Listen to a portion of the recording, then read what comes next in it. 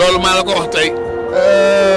bëgg naa sax doguma la dinaa ci ñëw léegi ñi ngi nuyu kenn koo xam ne jàmbaari Serigne Touba la di liggéeyaa ko Serigne Touba taxawal entreprise bu mag tuddee ko Touba Ameublement tey meuble yii nga toog tey di waxtaanee Cheikh Ahmadou Bamba Khadim Rasoul moom moo nu ko jox di Mamour Gueye di Touba Ameublement.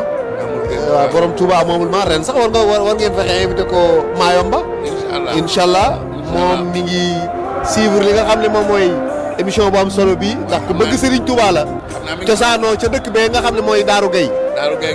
Touba Ameublement nag sëñ Cheikh Mbeng lépp loo xam ne soxla nga ko ci ay meuble de qualité rek. incha allah am nañu suñu ay showroom ci Touba. waaye am nañ ko ci Dakar fi nga xam ne moom mooy Médina. macha allah ay meuble yu meuble de qualité yu baax. yoo xam ne daal macha allah. lépp lu ñuy tudd sëñ Bamba Gueye. waaw loolu moom moo war a nekk sëñ Amdi Xadi dañ ne kuy defal ki gën da koy defal li gën. koy defal la gën moom nag xam na ko. waaw te yi gën la jël jox ko Cheikh Mamadou Mountakha.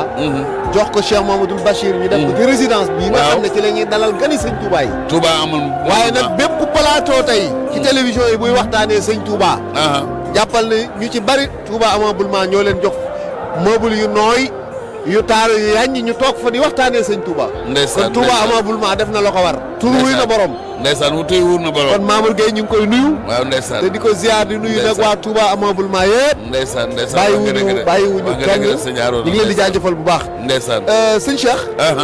xam naa ne ñi ngi waaj a yegg ci cëppaandawal émission bi. te am na ay quelques points yoo xam ne incha allah war nañ ci ñëw.